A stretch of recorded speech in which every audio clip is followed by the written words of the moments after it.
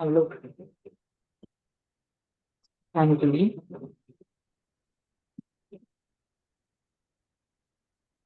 खाने की अवस्था में आते हैं।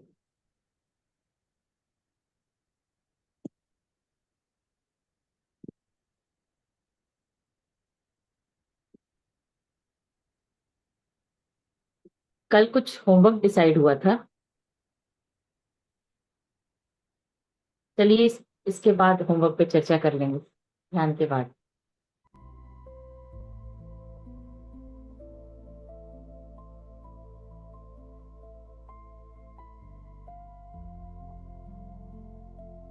तो फिर सुखासन में बैठ जाएंगे, जिस भी आसन में आप कंफर्टेबल हैं। खुद को पूरी तरह से कंफर्टेबल करते हुए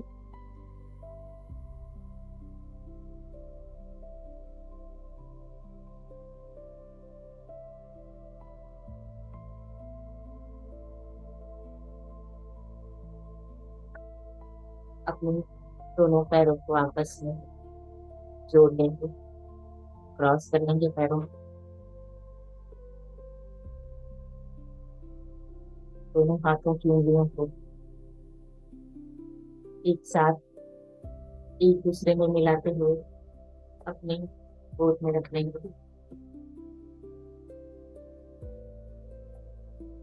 वंदन मैम। फिर इसके बाद हम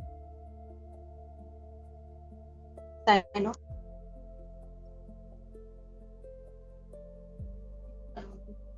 ये पैर में कर लो बेटा, इधर कर लो, अपने कर लो, उधर कर लो, उधर कर लो, आराम हो जाएगा।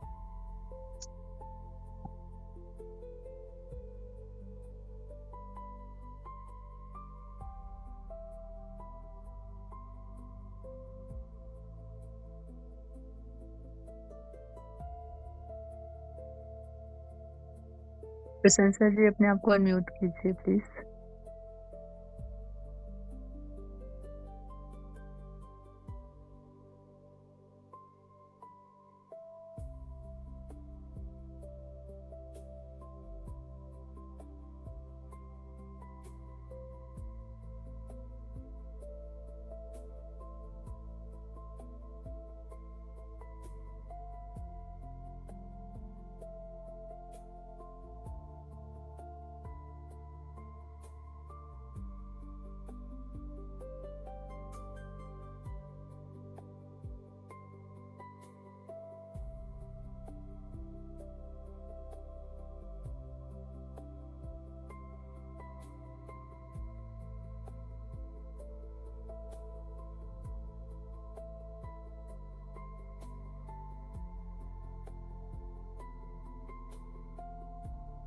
तीन गहरी सांस लेंगे, नाक से लेंगे और मुंह से छोड़ते जाएंगे, और हर श्वास के साथ स्वयं को रिलैक्स करते जाएंगे।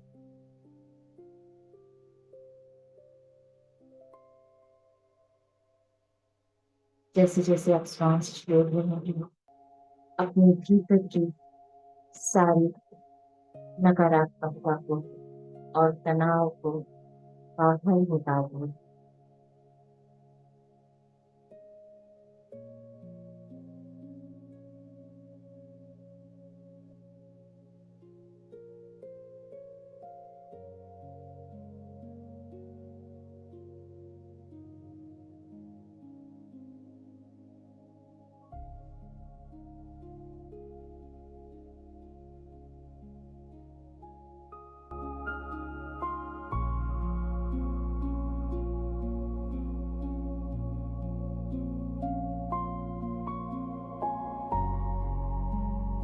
शांत हो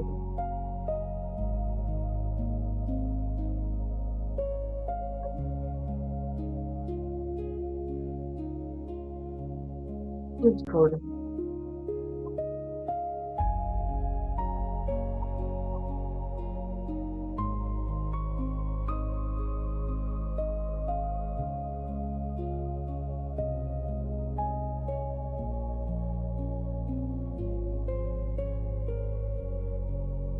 अब अपनी पूरी जागरूकता को अपने सांसों पर लेकर आएंगे।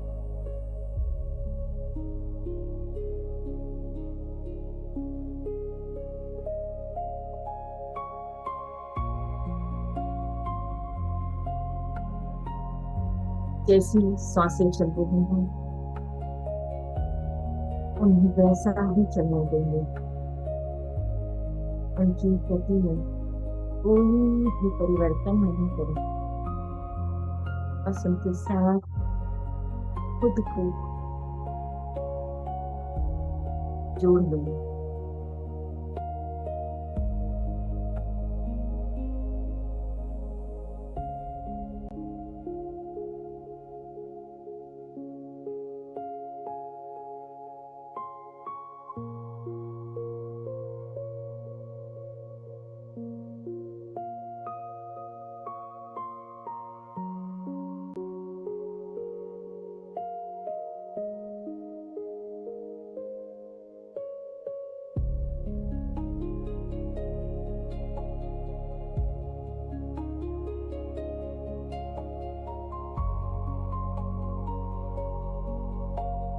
अपनी सांसों की गति को स्वयं की गति बना लेंगे।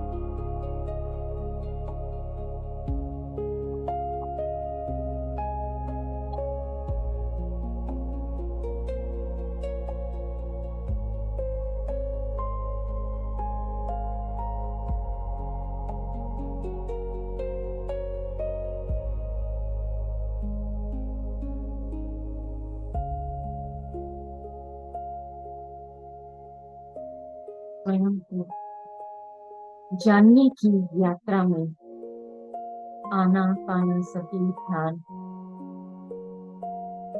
सबसे सरल पद्धति। आना अर्थात आती हुई श्वास, अपाना जाती हुई श्वास, सति अर्थात दोनों श्वासों के बीच लय हो जाना।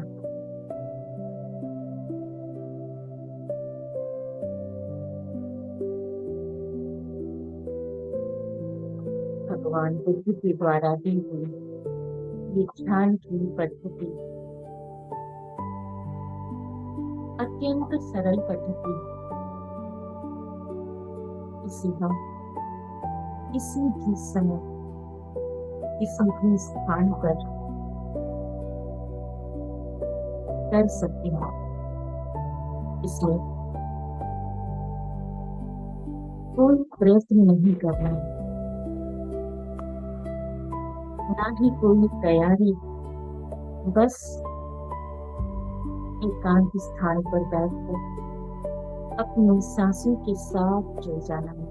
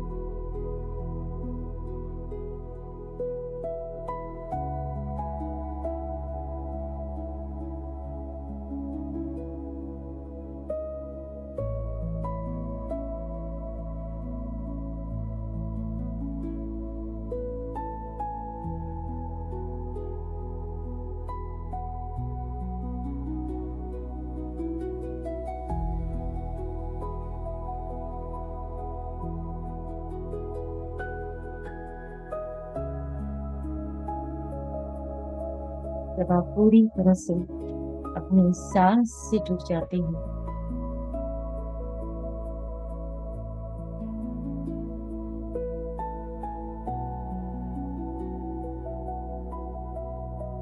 आप विचारों से हटकर सिर्फ एक ही स्थान पर होते हैं, आपकी श्वास पर।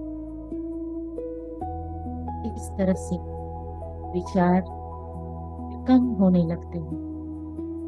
तो दोस्तों, जब भी कोई विचार आए, पुनः से अपनी सांसों के साथ जुड़ जाएं।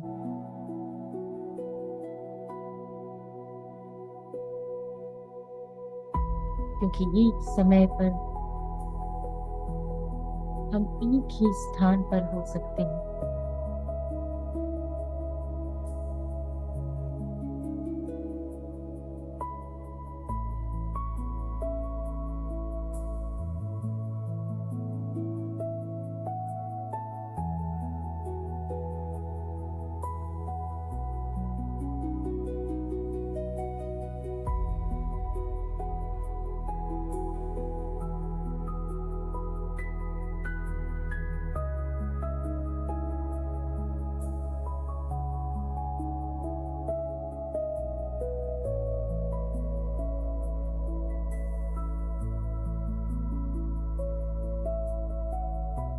और श्वास हमें अपने अंतर्मय मन की गहराई तक लेकर जा रही है।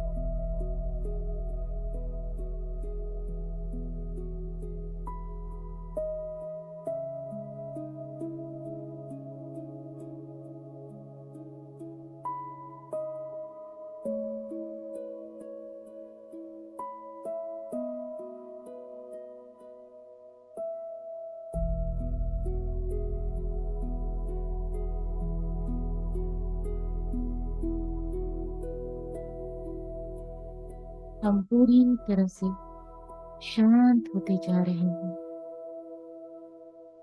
एक संतुष्टि का भाव हमारे भीतर फैल रहा है।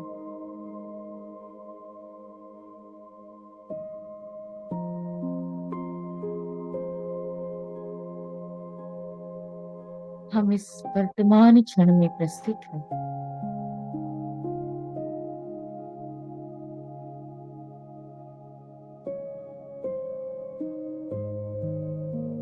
दोस्तों, भूतकाल की किसी भी घटना, परिस्थिति,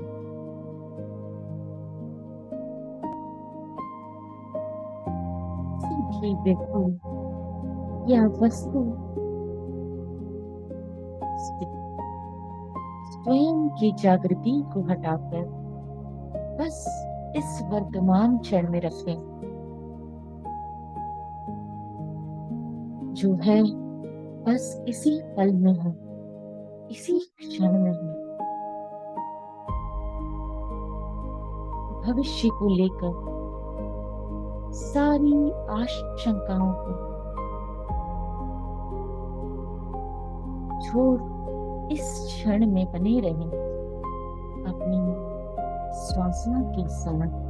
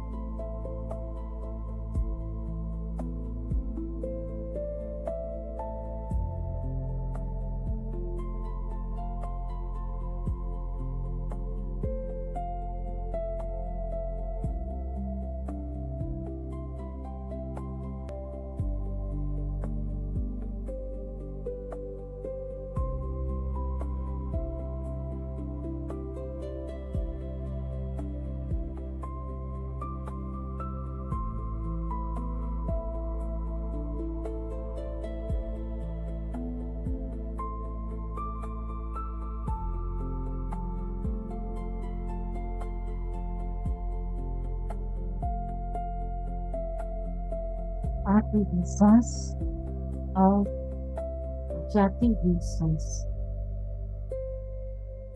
और दोनों श्वास के बीच का अंतराल।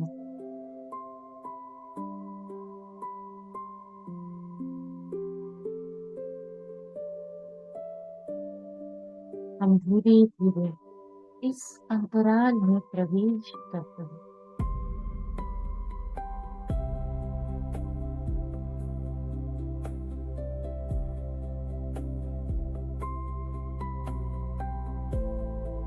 जब हम इस अंतराल में प्रवेश करते हैं, शून्यता में प्रवेश करते हैं,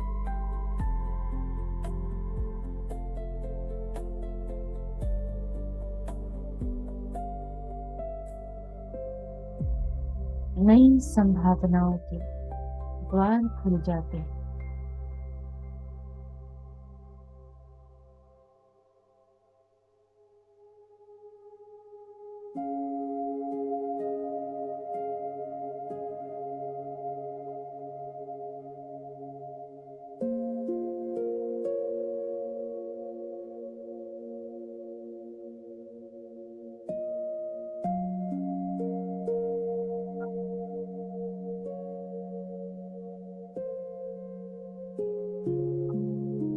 इस शून्यता में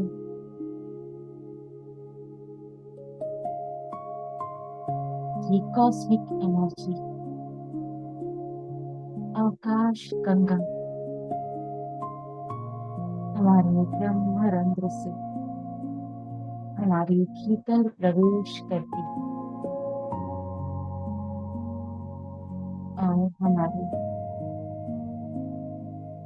समस्त नाड़ी मंडल की शुद्धि होने लगती है।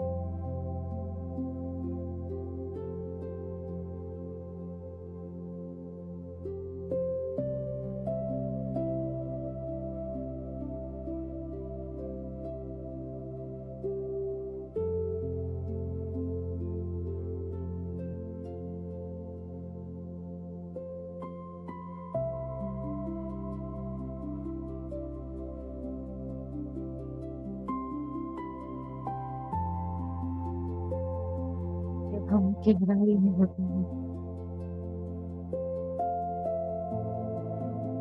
तो स्वयं से जुड़ते हैं,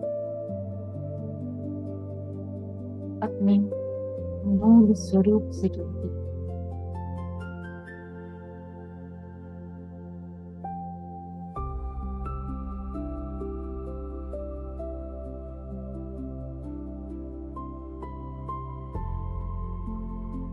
सारे आवरण शरीर द्वारा ओढ़े हुए सारे मास्क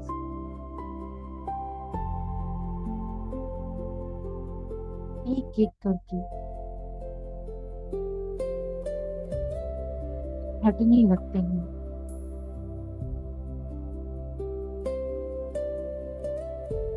और जो हम हैं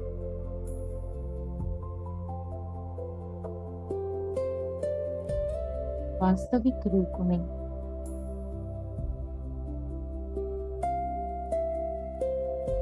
उस मूल चेतना से हम भेंट कर पाते हैं।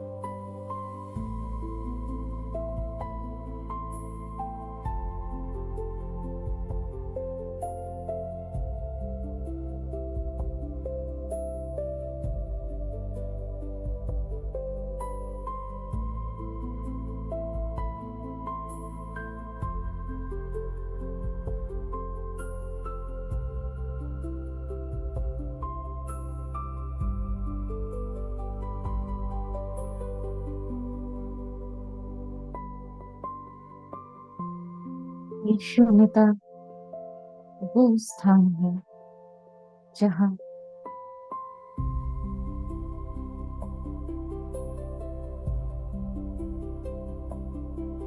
हम कोई भिन्नता नहीं है।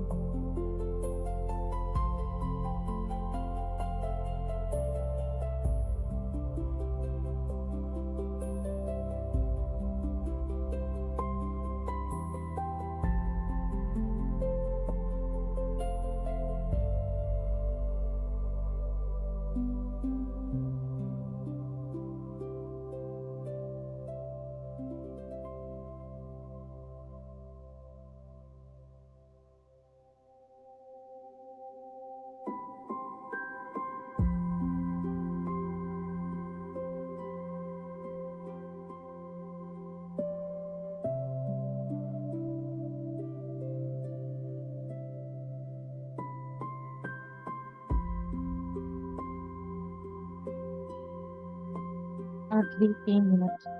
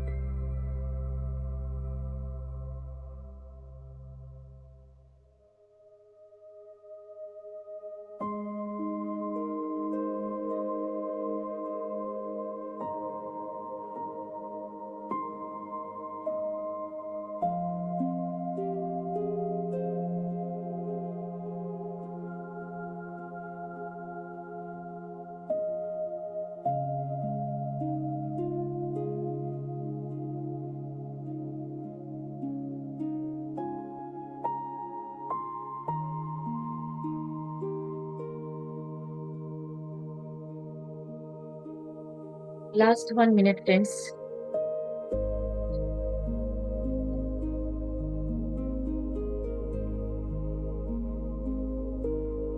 धीरे धीरे हम अपने इस भौतिक शरीर के प्रति सचेत होते जाएंगे। सभी दिव्य ऊर्जाओं को, दिव्य मास्टर्स को हृदय से नमन करते हैं।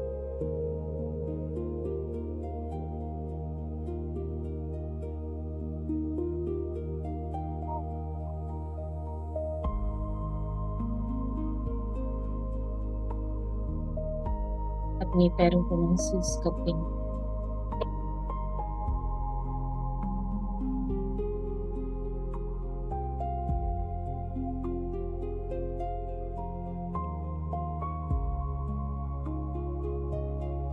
तो हथेली को मुंह को खोलकर हथेली को अपनी आंखों पर रखेंगे।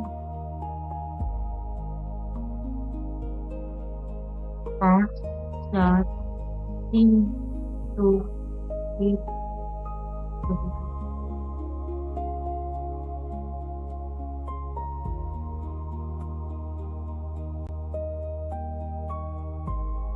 हल्का सा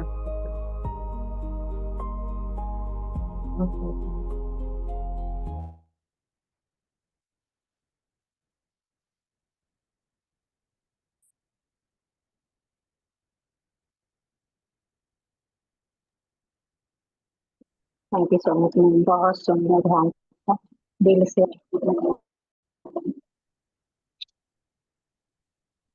अब सभी लोग थोड़ा सा जल ले लें, फिर हम लोग ज्ञान के बाद ज्ञान की कक्षा में प्रवेश करेंगे।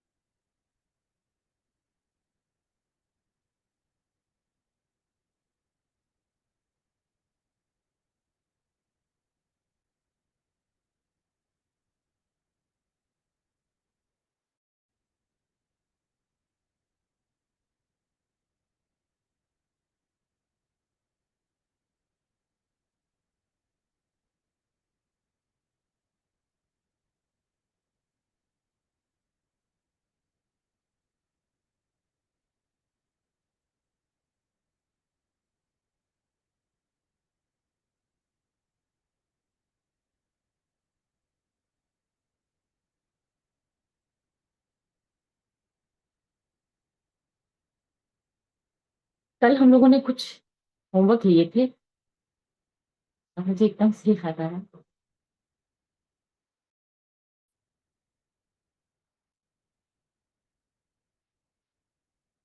उस बारे में चर्चा कर लेते हैं।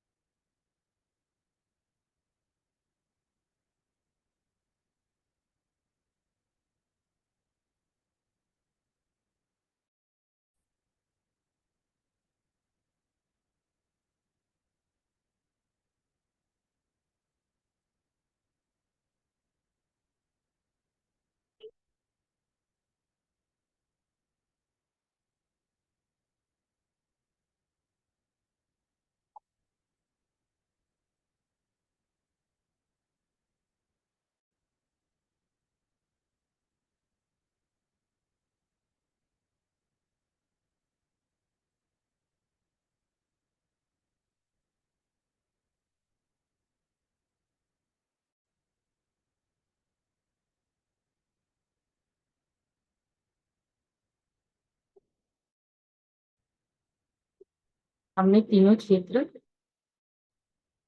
भावना क्षेत्र, चेष्टा क्षेत्र, दोनों के बारे में समझा। फिर आज हम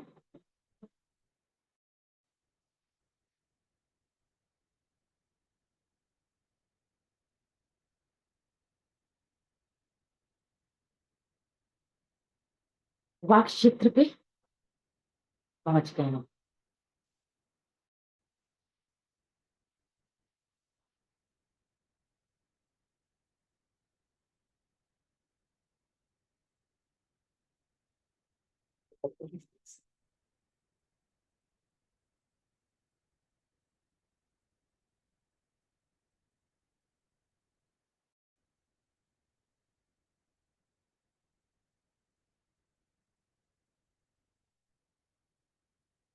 सच्ची क्रियाशीलता को हम वाक क्षेत्र कह सकते हैं।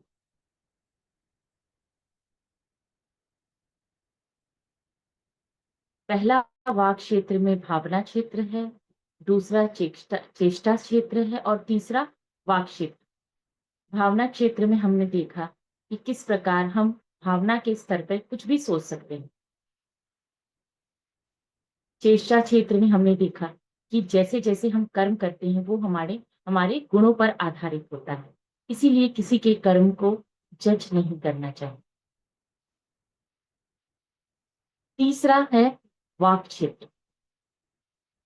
ये सबसे महत्वपूर्ण क्षेत्र आ गया जिसके बारे में हम और विस्तार से समझेंगे।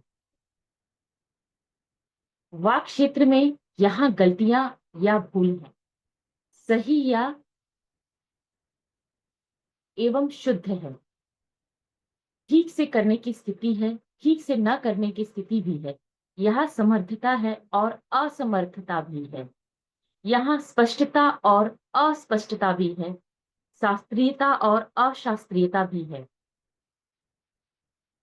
संदर्भोचित है और संदर्भ अनुचित भी है। अतः जिंदगी सुधारनी है तो केवल वाक क्षेत्र, वाक जगत और वाक प्रपंच को सुधारें। पहले वाले में हमें कुछ नहीं करना है, दूसरे वाले में भी हम कुछ नहीं कर सकते, मात्र तीसरे प्रपंच में हम बहुत कुछ कर सकते हैं, इसलिए करना ही है। वाक जगत को ही सुधारना है, यही मुख्य उपदेश है। मन में विचार आए, भावनाएं आए तो वो भावना के लेवल पर है, उसमें हम कुछ नहीं कर सकते। दूसरा क्षेत्र जो हमने समझा हमारे गुणों के आधार पे है, उसमें हम कुछ करना चाहें लेकिन एक सीमितता है। फिर अगर हम कुछ कर सकते हैं तो वो अपने वाक क्षेत्र पे कर सकते हैं। कैसे? मानव क्या करता है कि जहां सुधारने की आवश्यकता नहीं होती है वही सुधारने का प्रयत्न किया करता रहता है। जहां सुधार नहीं सकते वहां भी सुधारने का प्रयत्न करते हैं। ये दोनों ही अज्ञान की चेष्टाएं हैं। पत्री जी समझा रहे हैं कि अज्ञान की चेष्टाएं हैं। असली ज्ञानोदय कहाँ है? ज्ञानमय चेष्टा यानी जो वाक क्षेत्र है जिसमें संपूर्ण सुधार लाना चाहिए, उसमें हम सुधार नहीं लाते। भगवत गीता में भगवान श्री कृष्ण ने अर्जुन को जब गीता का उपदेश दिया, किन परिस्थितियों में दिया? अर्जुन विषाद योग में घिरे हुए थे। वो कह रहे थे ये मेरे पिता हैं, ये मेरे गुरु हैं, ये मेरे भाई हैं, उन्हें मैं कैसे मारूं? तो परमात्मा श्री कृष्ण ने उनसे कहा, वास्तव में तुम्हारे पिता कौन है, तुम्हारे भाई कौन है, तुम्हारे दादा कौन है और तुम्हारे गुरु कौन है?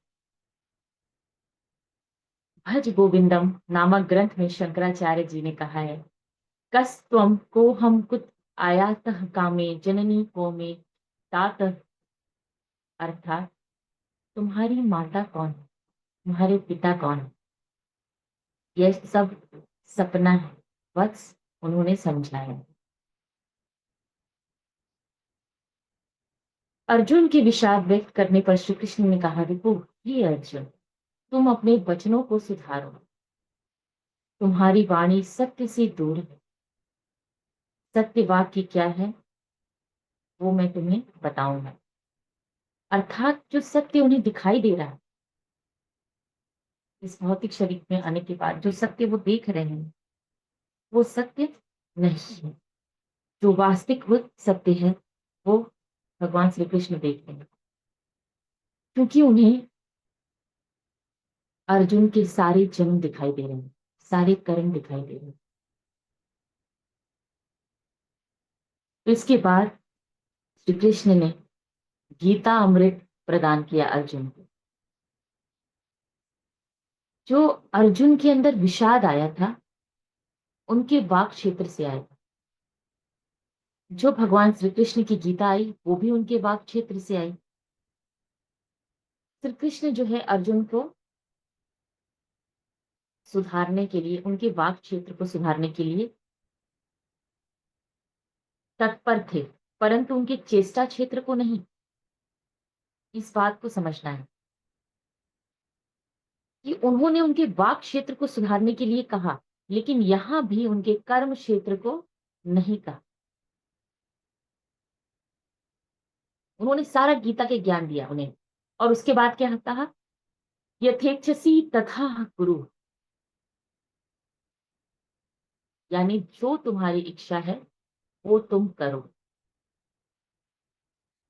गीता के माध्यम से जो महान वाक्य लेकर आना था वो मैं तुम्हारे समक्ष लेकर आया, उसका ज्ञान मैंने तुम्हें दिया, और अब जो कर्म करना है वो तुम अपनी इच्छा अनुसार करो। यानी उन्होंने उनके कर्म में कोई हस्तक्षेप नहीं किया। जैसा तुम्हें तुम्हारे सर्व धर्म में सूझता है तुम वैसा ही करो, वैसे ही उन्नत बनो। जैसे गौतम बुद्ध ने कहा है, अपो दीपो भव, अपना दीपक स्वयं बनो, है ना, अपने आप अपना दीपक बनो।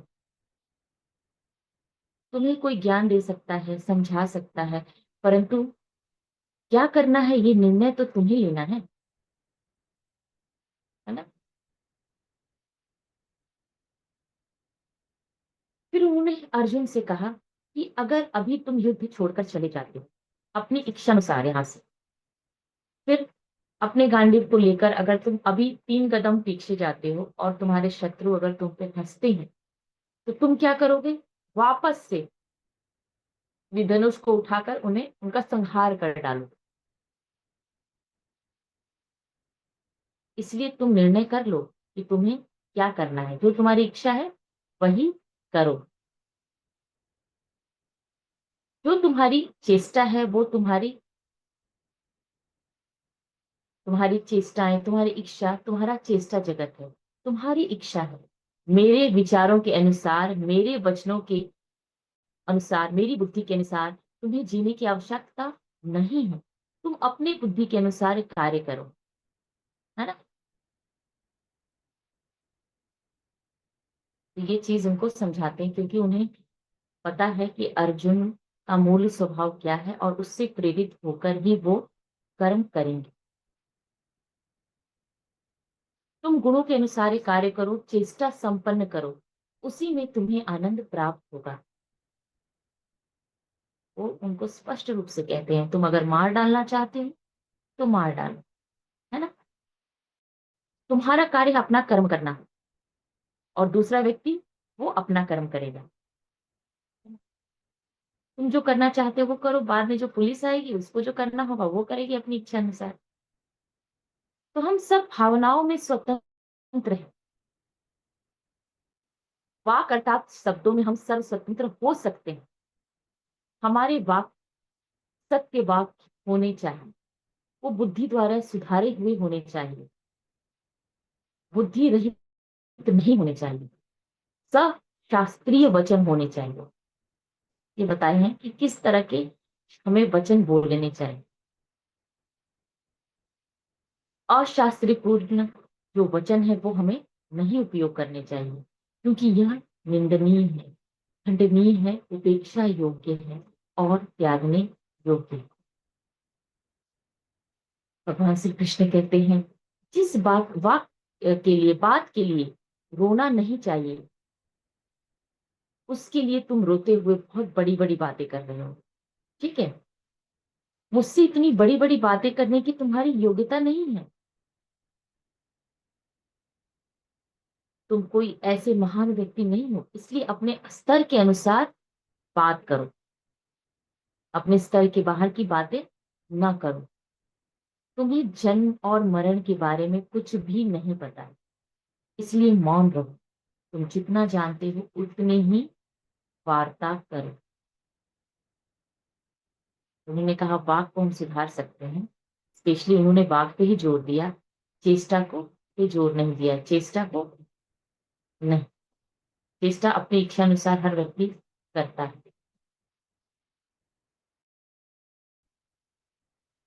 फिर उन्होंने कहा कि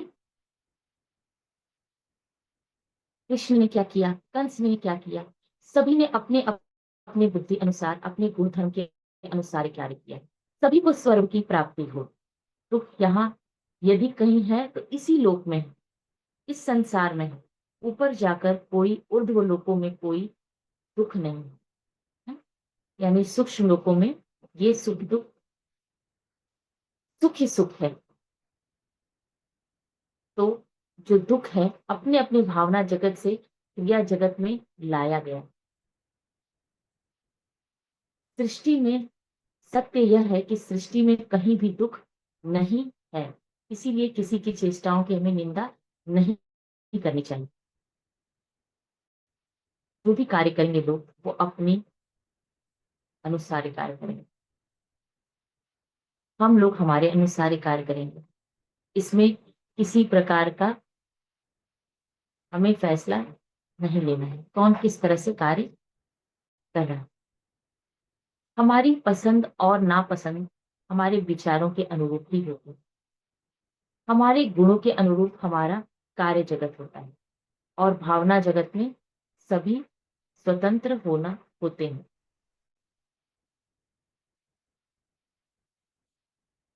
जो मानव है उसके विकास के दो पक्ष होते हैं। एक होता है आंतरिक पक्ष और दूसरा बाह्य व्यवहार, है ना? तो दोनों में सामंजस्य और संतुलन बना के रखना चाहिए, आंतरिक और बाह्य दोनों में। तो जो मन की शांति है आंतरिक विकास पर ही नहीं बल्कि इस पर भी निर्भर होती है कि बाहिर जगत में कैसी क्रिया प्रतिक्रिया हम करते हैं। बाहर अगर हमने कुछ ऐसा कार्य कर दिया, किसी की निंदा की या किसी को कष्ट पहुंचाया, तो उसका प्रभाव हमारे आंतरिक जगत पे भी पड़ता है ना? दूसरों से वो कैसे बोलता है, कौन से गुणों को धारण किए हुए है। मधुर वाणी उन्हीं में से एक गुण है जो व्यक्ति के आंतरिक स्थिति का पता देती है। आपकी मधुर वाणी से आपकी आंतरिक स्थिति का पता चलता है। परिवार, पड़ोस और समाज व्यक्ति के आंतरिक विकास को परखने की कसौटी है। बहुत ही महत्वपूर्ण बात कही गई है। जब तक हम ध्यान में रहते हैं या 1 घंटा बैठते हैं तो लगता है कि हम बुद्ध ही बन गए हैं, ज्ञानी। लेकिन जब हमारा सामना हमारे परिवार के जनों के साथ होता है, हमारे पड़ोस के साथ होता है ना, हमारे समाज के लोगों के साथ होता है और वो ऐसी प्रतिक्रिया अगर करते हैं, ऐसी परिस्थिति क्रिएट करते हैं, उस समय हमारी परख होती है कि हम आंतरिक रूप से हमारा कितना विकास हुआ। आंतरिक अवस्था व्यवहार और वाणी में परिलक्षित होती है। अगर हम वाणी में अपनी माधुरी रखते हैं तो दूसरों से संबंध स्थापित करने में हमें मदद मिलती है। क्योंकि देखिए वाणी से ही सामने वाला व्यक्ति प्रभावित होता है। वो यह नहीं देख पाता कि आपके भीतर क्या चल रहा है। उसके और आपके बीच जो कनेक्शन का माध्यम है वो तो आपकी वाणी ही है ना। जो मानव का मन होता है वो एक खेत की तरह होता है, उसमें निरंतर बीज बोए जाते हैं। जो बीज होते हैं वो सिद्धांतों के होते हैं, विचारों के होते हैं, धारणाओं के होते हैं, जो जन्म से लेके वो धीरे धीरे संग्रहित हित करता जाता है। तो जो मानव का मन है, मान लें कि मानव मन जो है मिट्टी है, खेत है, तो उसमें हमने विचार रूपी बीज को बोया और उस बीज से ही पौधा बाहर आता है। जैसा विचार आप मन में लेकर आए, उसी तरह के शब्द आपके मुंह से निकलेंगे, वैसे ही वाक्य आप बोलेंगे। तो इसका उदाहरण देते हैं कि अगर आम बोएंगे, आम की गुठली को बोएंगे तो आम ही प्राप्त करेंगे ना। और करेला करेला के बीज डालेंगे तो करेला ही मिलेगा। ठीक है। तो जिस तरह का विचार भाव किसी के प्रति रखेंगे, आपके शब्द भी उसी तरीके से ही निकलेंगे। हमारे जीवन के अर्थात चिंतन के असंख्य आयाम होते हैं। बिल्कुल, बहुत सारी बातें हैं जिसको हम चिंतन करते रहते हैं, जीवन पर्यंत चिंतन करते रहते हैं। और हमारा जो मन होता है, अधिकतर क्या होता है, वो डर रूपी बीज को जल्दी ले लेता है।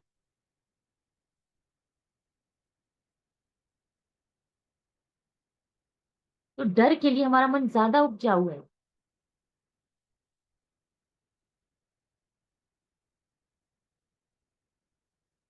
तो जैसा हम अपने आप को तैयार कर रहे हैं, उसी तरह के बीज हम ले पाएंगे, है ना। अब हमें यह देखना है कि हमारा मन कैसे बीज के लिए उपजाऊ है, हमारे मन में कैसे विचार आ रहे हैं, ज्यादातर किस तरह के विचारों की बहुलता है। मेरे को वॉच करना है कि ज्यादातर किस तरह के हमारे विचार आ रहे हैं। चिंता से संबंधित विचार आ रहे हैं, भविष्य को लेकर हम चिंतित हैं, उससे संबंधित हमारी सोच है, विचार है, या कुछ भय से ग्रसित है, किसी भूतकाल की घटनाओं का भय हमारे साथ जुड़ा हुआ है और हम अपने चिंतन में निरंतर वही सोच रहे हैं, है ना।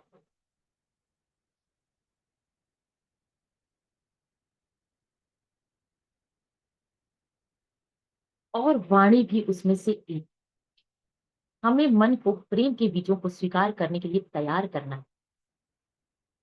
फिर घृणा इशारा, फिर भी अपने मन को तैयार करना है, अभ्यास करना है प्रेम के बीजों के लिए।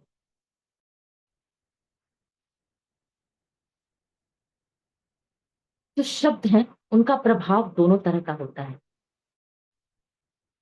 कल्याणकारी भी और विध्वंसक भी। इसका सबसे बड़ा उदाहरण है हिटलर।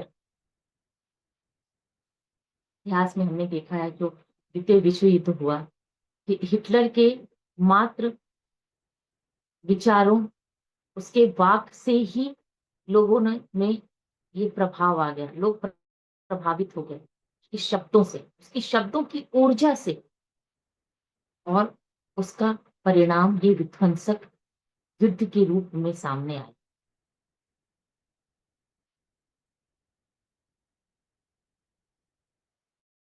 उसने लोगों के भीतर क्या, भय के बीज को बोया, है ना। और धीरे धीरे विकसित होते रहे, विकसित होते रहे, और जन समुदाय को उसने उत्तेजित कर दिया।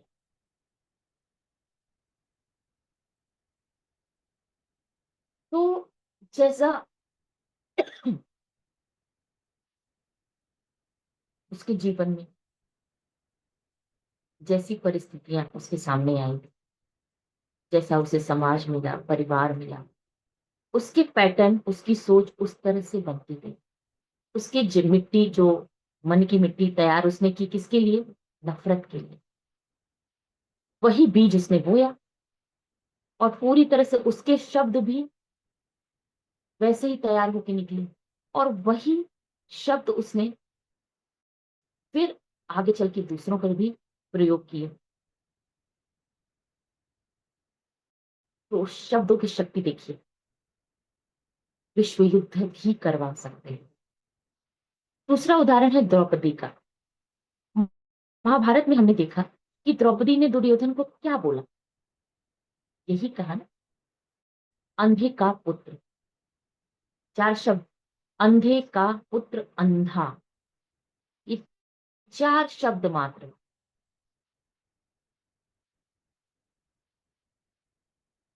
और इसके बाद महाभारत जैसा विध्वंसक युद्ध हो गया।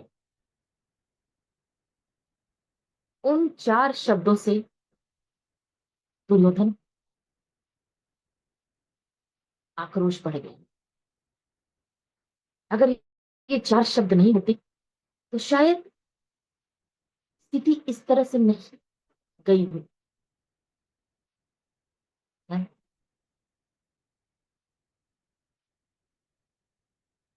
तो ताकत कहां से प्रसारित होती है? हमारे मुंह से। और हमारे शब्द दूसरों को भी प्रवाहित करते हैं, ये चीज हम तो उदाहरण से समझ ही गए, है ना। तो शब्दों की जो चमत्कारिक शक्ति है उसको देखते हुए हमें समझ लेना चाहिए कि ताकत तो हमारे मुंह से निकलती है। हमारे मन में यदि हम भय या संदेह का बीज बो रहे हैं तो हमारे समक्ष घटनाओं का अनंत ड्रामा खड़ा हो जाएगा। फॉर एग्जाम्पल, अगर कोई व्यक्ति स्वस्थ है, किसी स्वस्थ व्यक्ति को हम ये कहते हैं कि आपको डॉक्टर के पास गया, किसी कारण कोई थोड़ी सी तबीयत बिगड़ी और उसे ये बता दिया गया कि आपको तो कैंसर है, तो क्या होगा? उस व्यक्ति को कैंसर भले ना हो, वो व्यक्ति अगर उसने मान लिया कि मुझे कैंसर है तो कैंसर से मर जाएगा।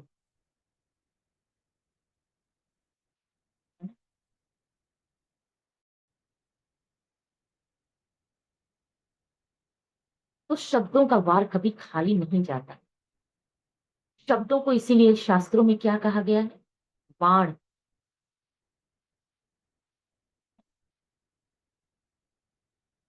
कमान से निकला हुआ तीर, धनुष से निकला हुआ बाण और मुंह से निकला हुआ शब्द कभी वापस नहीं। सुना होगा। तो धनुष से जो बाण टूटता है उसमें शक्ति होती है। हम जैसे भी हों, जिस भी पद पे हों, प्रतिष्ठा पे हों, जो भी हो, हमें अपने शब्दों को बहुत ही सोच समझ के प्रयोग में लाना चाहिए। तो दूसरों के साथ हमारा बोलचाल का, व्यवहार का संबंध है। तो वाणी के संतुलन का, वाणी के माधुर्य का, कठोरपन का नाता शब्द द्वारा ही हम जोड़ते हैं। और ये प्रभाव अपना दिखाता है, शब्द भी अपना प्रभाव दिखाता है। तो हमारे बोलने में जादू है। ये हमारे पास एक सशक्त उपहार है जो किसी अन्य जीव जंतुओं में नहीं है। इसका हमें जादू की तरह ही इस्तेमाल करना चाहिए। सोच समझ कर ही एक दूसरे पर इसका प्रयोग करना चाहिए, है ना।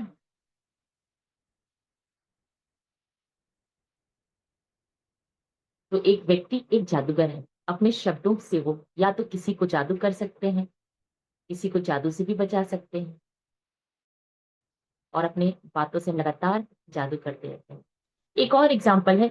एक बार एक स्त्री थी, उसकी एक बेटी थी। वो अपनी बेटी से बहुत प्रेम करती थी।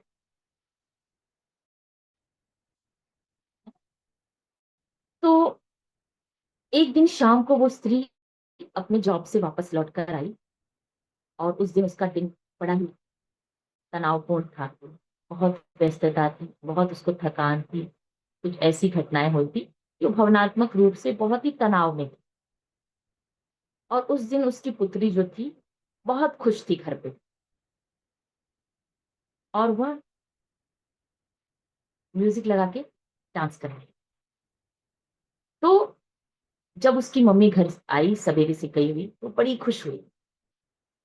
वो जोर जोर से गा गा के नाचने लगी खुशी के मारे। मम्मी तो ऑफिस से घर आ गई। उसकी खुशी दूसरे रूप में थी।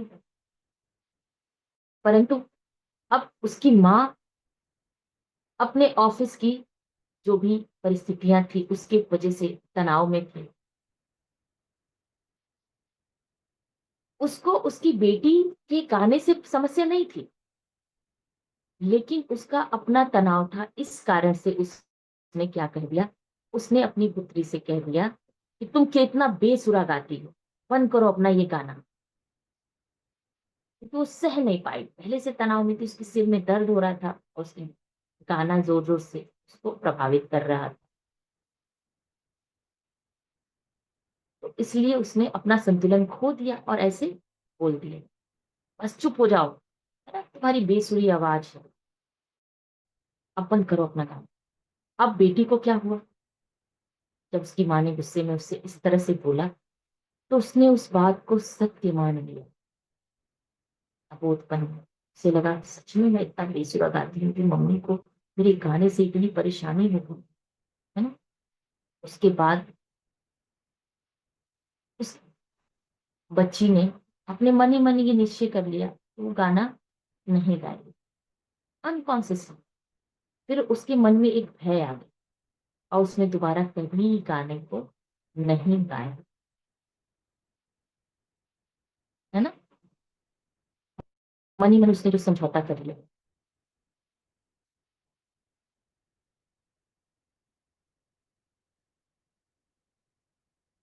उसने ऐसा स्वतः ही मान लिया इस परिस्थिति के कारण कि वो उसकी आवाज बहुत ही बुरी है ना। अब सोचिए सब शब्दों की शक्ति, दोबारा वो गा ही नहीं पाई।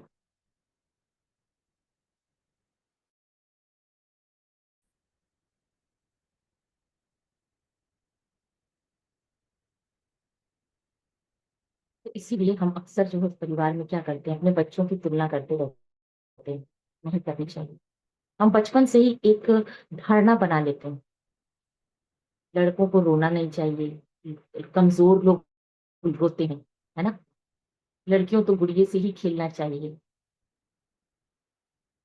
लड़कियां पेड़ों पे नहीं चढ़ सकती। ऐसी हम तुलना करते रहते हैं जाने अनजाने में, है ना।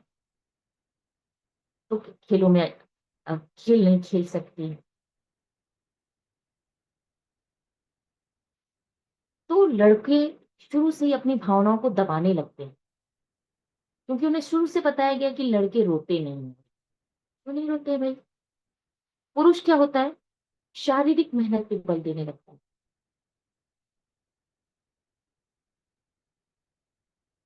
महिलाएं शारीरिक श्रम से डरने लगती हैं, उनको इस तरह से समझाया जाए।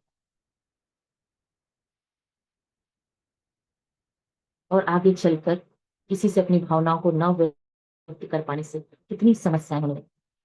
माता पिता जो अपने संस्कार हैं, अपने विश्वास हैं और जो उनकी आस्था है, वो अपने बच्चों पे डालते जाते हैं। और उनके ये जो भावनाएं हैं, उनके शब्दों के माध्यम से उनके बच्चों को प्रभावित करती रहती हैं। और बच्चे आत्मविश्वास खो देते हैं और एक अपना विश्वास बना लेते हैं, जैसा उन्होंने सुना अपने घर में, परिवार में, समाज में, उसके अकॉर्डिंग उनका विश्वास बन जाता है। और उसी को सत्य मानकर वो जो है, वो नहीं, वो दूसरी की तरफ बन के जीवन जीने लगते।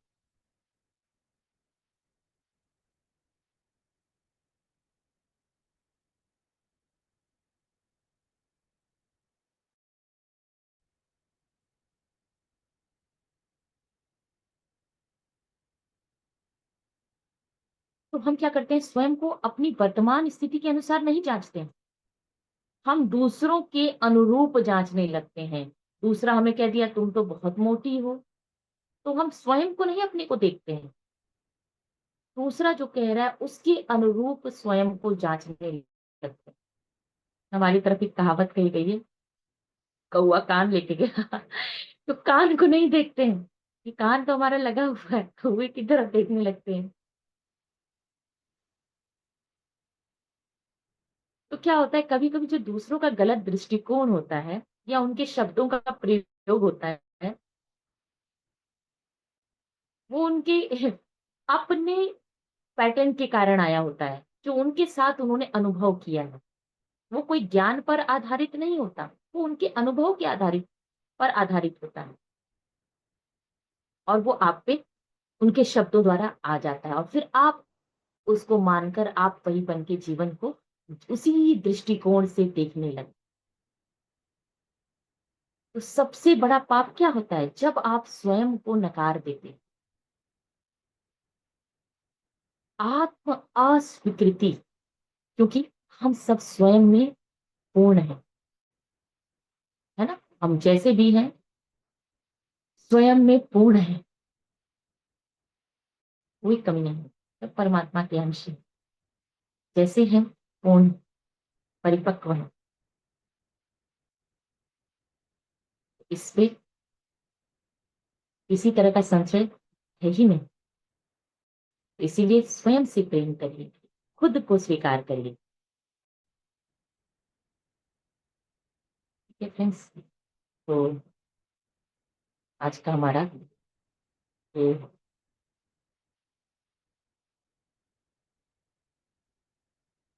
विषय फिनिश हो गया। तो कल हम वाक शुद्धि की तरफ बढ़ेंगे, कैसे हम वाक को शुद्ध कर सकते हैं और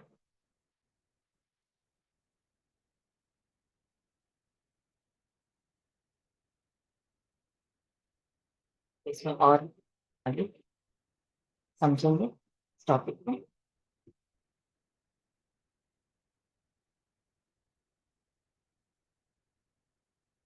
किसी को कोई प्रश्न हो या कुछ भी शेयरिंग लेना हो तो कल हम इस पे डिस्कशन भी कर सकते हैं।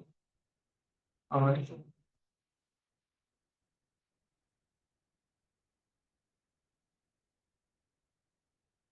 आज हमने कुछ क्वेश्चन भी रखे थे, आज नहीं डिस्कस कर पाया, तो टाइम भी हो गया है, तो कल हम इसको लेंगे। ठीक है फ्रेंड्स, सभी को बहुत बहुत धन्यवाद इतने पेशेंस से जुड़े रहने के लिए। कल फिर हम जुड़ते हैं वाक शुद्धि के साथ कि कैसे हम अपनी वाक की शुद्धि कर सकते हैं।